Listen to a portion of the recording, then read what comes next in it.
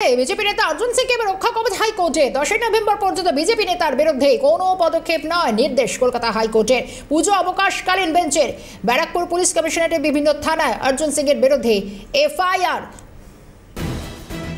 অর্জুন সিংকে এবার রক্ষা কবচ কলকাতা হাইকোর্টে 10 নভেম্বর পর্যন্ত বিজেপি নেতার বিরুদ্ধে কোনো পদক্ষেপ নয়। বিস্তারিত জানবো, টেলিফোন লাইনে রয়েছেন আমাদের প্রতিনিধি অভিরূপা হাজরা। অভিরূপা, কোনো পদক্ষেপ করা যাবে না, অর্জুন সিং পেলেন রক্ষা কবচ। বিজেপি নেতা অর্জুন সিং তার বিরুদ্ধে একাধিক থানায় অভিযোগ দায়ের হয়েছিল এবং তার ভিত্তিতে তিনি কলকাতা হাইকোর্টের দ্বারস্থ হয়েছিলেন। সেই মামলার প্রেক্ষিতে বিজেপি নেতা অর্জুন সিং এর বিরুদ্ধে কোনো গুরুত্বপূর্ণ পদক্ষেপ নেওয়া যাবে না। কোনো গুরুত্বপূর্ণ পদক্ষেপ হলে এই এফআইআর এর বিরুদ্ধে যদি কোনো গুরুত্বপূর্ণ পদক্ষেপ পুলিশকে নিতে হয় তাহলে আদালতের নির্দেশ ছাড়া সেটা তারা করতে পারবেন না। এই নির্দেশিকা পূজা অবকাশকালীন বিশেষ বেঞ্চের ব্যারাকপুর পুলিশ কমিশনারেটের বিভিন্ন থানায় প্রাক্তন সাংসদ তথা বিজেপি নেতা অর্জুন সিং এর বিরুদ্ধে দায়ের হওয়া এফআইআর এর 10 নভেম্বর পর্যন্ত পদক্ষেপ নয় এমনটাই নির্দেশ বিচারপতি সম্পাদক।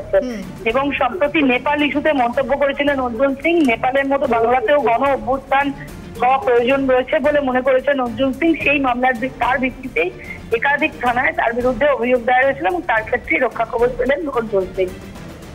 অভিরূপা, একটা বিষয় জানার চেষ্টা করি, শুধু তার না, এর আগেও একাধিকবার দেখা গিয়েছে অর্জুন সিং এর বিরুদ্ধে একাধিক যে এফআইআর অভিযোগ মামলাও চলেছে, একের পর এক রক্ষা কবচে পেয়েছেন, কিন্তু পুলিশি গ্রেফতারির ক্ষেত্রে বারবার রক্ষা কবচ পেয়েছে। কিন্তু এই রক্ষা কবচের পিছনে কারণ কি এবং হাইকোর্টের যে পর্যবেক্ষণ সেটা আরেকটু বিস্তারিত জানবো। এই রক্ষা কবচের ক্ষেত্রে এই নেপাল ঘটনাকে কেন্দ্র করে তার যে বক্তব্য রয়েছে সেই ভিত্তিতে তার যা যা এফআইআর হয়েছে সেই এফআইআর গুলোর ওপর তিনি রক্ষা কবচ পেলেন। এই এফআইআর গুলোর ওপরে যদি পুলিশ কোনো অ্যাকশন নিতে চায় সেক্ষেত্রে আদালতের নির্দেশ ছাড়া অ্যাকশন নিতে পারবেন না এমনটাই নির্দেশিকার বলা হয়েছে। বিচারপতি সম্পাদক এমনটাই নির্দেশ দিয়েছেন যে অর্জুন সিং এর রক্ষা কবচ আপাতত বহাল এবং তার বিরুদ্ধে এই এফআইআর গুলোর বিরুদ্ধে কোনো রকম প্রশাসনিক অ্যাকশন নেওয়া যাবে না আদালতের নির্দেশ ছাড়া।